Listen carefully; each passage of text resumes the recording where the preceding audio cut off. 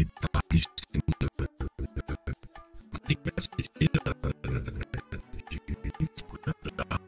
et me rendre compte que les gens allaient travailler avec Surface Stevens.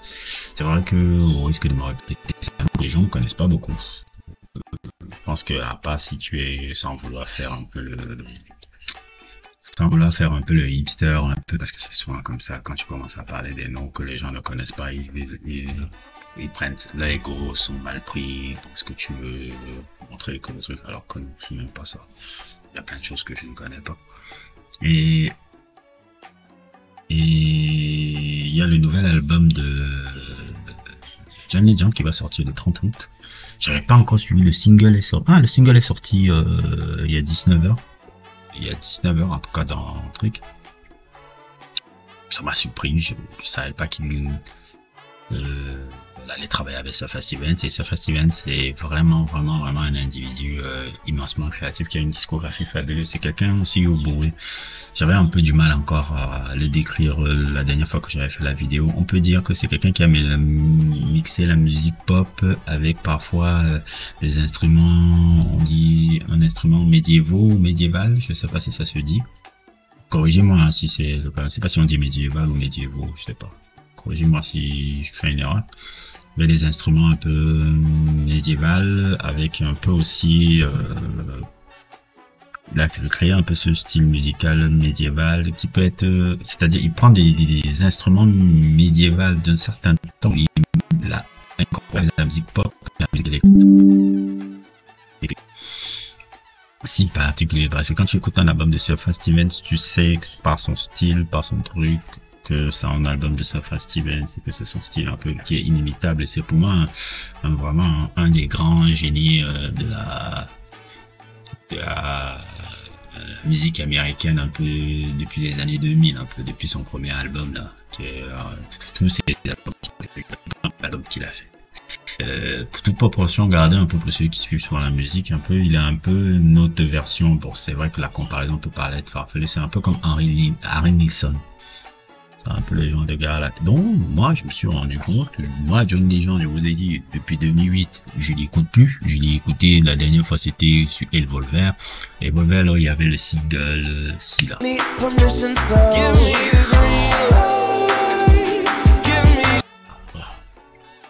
Oui. Et depuis là, moi, John Legend, ce n'est plus ma tasse de thé. Il avait ce son insupportable.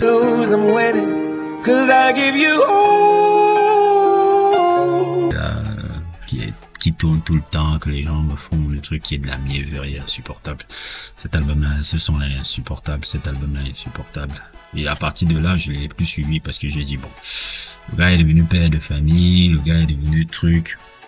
J'ai pas l'impression qu'il a une créativité intéressante à proposer, mais là, le fait qu'il va travailler avec Surface Stevens pour son prochain album, comme vous voyez apparaître sur votre écran, ça m'intéresse parce que je me dis, on a sûrement, je pense qu'il peut faire peut-être son meilleur album depuis très longtemps pour moi avec ce gars. Et comme c'est un album où il essaie de s'inspirer un peu des enfants, j'ai l'impression il y a le son que je vois qui s'appelle Love, il y a les voix de sa femme, Chrissy Teigen, Luna et Miles et de ses deux enfants aînés.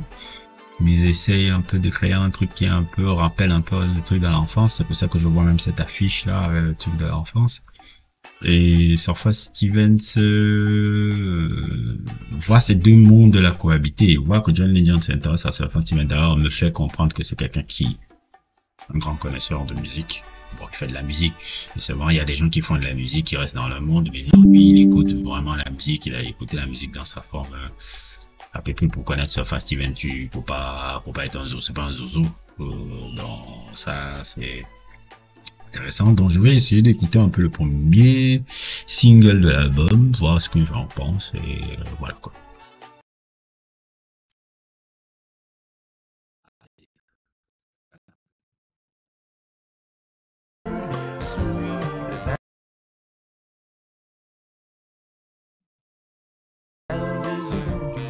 L-O-V-E, love, it don't cost a thing. It's free for you.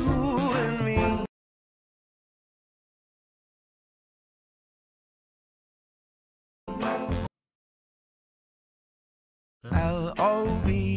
C'est très intéressant. Il faudra que j'écoute un peu le son dans le contexte de l'album, mais c'est très intéressant déjà parce que pour moi c'est déjà deux univers dont je m'imaginais pas dans la tête. La composition de Surface Stevens, que là, ça rappelle un peu les compositions qu'il faisait dans l'album Illinois. Je pense que je l'ai parlé d'hier, là. Ça ressemble exactement un peu à la composition qu'il faisait dans les albums de Illinois. Comme de ce que je vois, les thèmes va repeigner un peu l'enfance. C'est pour ça qu'il a introduit même ses enfants un peu dans la musique, un peu, puisque je pense que c'est ses deux aînés, Luna et Mai, c'est ses deux enfants aînés qui font les vocalises avec Chrissy Teigen aussi. Je pense que c'est intéressant. Je pense que c'est un album intéressant. Maintenant, je pense aussi que c'est peut-être le genre d'album qui ne va pas plaire au grand public, même peut-être au public de John Legend. Parce que je pense pas qu'ils seront familiers à ce style-là.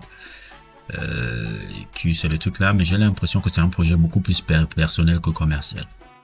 J'ai l'impression que c'est un projet beaucoup plus personnel que commercial. C'est pas vraiment quelque chose où il essaye d'atteindre le billboard ou quelque chose comme ça, mais c'est plus un projet personnel où il essaye d'entrer dans d'autres directions, et je trouve que c'est très intéressant là. En tout cas, dans le contexte de l'album, je verrai comment ça sonne, mais moi ça va faire partie des albums un peu que je vais faire des reviews. Alors, moi je suis très impatient de l'écouter, hein.